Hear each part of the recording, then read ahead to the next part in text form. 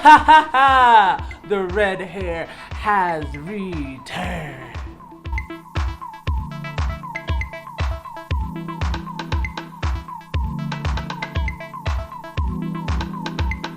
Hi, it's your girl, Dezzi Pixels. I am a freelance illustrator and I help artists find clients and build businesses online. Today, we have my promised special topic where we will talk about how to price your work as an artist. So, without further ado, let's get started. Okay, now when it comes to pricing your work, there's a couple things that you need to keep in mind so that you know that you're not working for peanuts.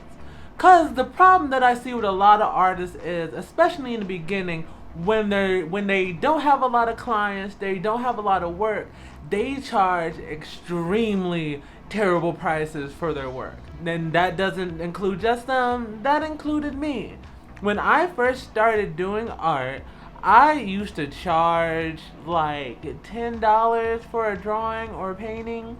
And when I say a painting, I mean a whole painting that took me multiple weeks to complete. If I was to calculate that hourly rate, I would have to say it's probably something like a penny every 2 days. So you don't want to do that. If you're spending your hard-earned money, time, developing skills, doing pieces and all that, you deserve to make an appropriate amount of money off of that. So to get started, what I'm gonna say, what you first need to consider when pricing your work is your expenses. If your goal is to become a full-time artist one day, you need to know how much that would take for you to sustain yourself. That means knowing how much your rent is, how much your groceries are, how much your just monthly expenses like cars, gas, and bills. As well as if you're a freelance illustrator or a freelance artist in general, you need to make sure that you're setting aside money for taxes. So all that is things that you need to consider when you are pricing your work. So if you know your rent is $800 a month, you need to make sure you're charging enough with your work that you can cover that. Now, some of you might be saying, well, I just started, no one is hiring me for that much. And I totally get that. In the beginning, it's going to be really hard to hit those goals with how much you charge for your work. You might not be there skill-wise yet. You might still be in school and not be able to devote enough time to it. Any way that it goes, it's good to know this figure because you know what you're aiming for.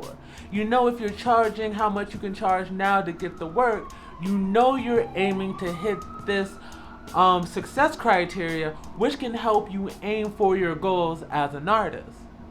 Like with me, one of the first things that I did when I wanted to really buckle down with doing the art thing is I calculated all my monthly expenses. And I calculate how much I normally charge for a piece, how long it normally takes for me to do a piece, and how many pieces I can take at a time. Because knowing your expenses is that target that you ultimately need to hit. That is the first thing you need to figure out when figuring out how to price your work. I'm sorry, a fly just tried to kill me. I'm sorry. Next, we have, as mentioned in the last section, knowing how long it takes for you to do your work. Now, I want you to think about this sort of like an hourly wage sort of thing. How much time does it take for you to complete the piece of art versus how much you're currently charging? Now, divide that into the amount of hours and to see your hourly rate. Now, if you're like a lot of beginning artists, you're probably charging something very low, maybe 50 to 80 something a piece. And you might be doing that for pieces that takes you a couple weeks to complete. Now, when you chop up that hourly rate, you'll probably get something like $2, $3 an hour. And let me be real with you, if that's the type of money that you're making off of your art, and that's what you want to sustain yourself off of, you'll be better off getting a job at McDonald's. Because at least there, you'll make a minimum wage, and, at least if you get manager, it might have at least some health benefits. let's be real, they're not going to have health benefits long either. So what you want to do is look how long it takes you to complete your work, and you want to at least bare minimum make sure that you're not working for less than minimum wage. If you are taking 2 or 3 weeks of 8-hour days on a piece, you can't charge $50 and expect for it to be something that can sustain you in the long run. You need to be, especially later when you're trying to scale and you're taking on multiple projects, you would have to take on so many projects and live so cheap to charge that much for your work and suspect to sustain yourself. So look at how long it takes for you to complete a piece and price appropriately to that. Next, think of the type of life you want to live. Now, as artists, we probably don't have a lot of ultimate control over how much money is coming in at a time, but just like in the first section, the whole point is to be able to set your goals and know what thresholds you need to meet to live the life you want to live. If you know you want to be able to work from home, not work in a studio, or if you know you want to be able to travel and afford your own house, all that needs to be taken into consideration when you are considering your rate. Now, again, you might not get that rate first off, but it's a working goal to try to hit. So if you know you want to be able to afford a place by yourself, and be able to travel around to do the things that you want to do, you need to make sure you know what those figures look like. And if you want art and your professional business to be what takes you there, you need to know what markers you need to hit, like I've said this whole time, over and over and over and over again. And now for the last tip is know the type of clients you're dealing with and how to handle each bracket. Now what I mean by this, you're being hired by an individual that's using this piece of artwork for a gift or for something that's not making them money. It's gonna be really hard to get them to agree to a really high price unless they really like your work or really like you. Where you're gonna get the biggest tickets is selling business to business.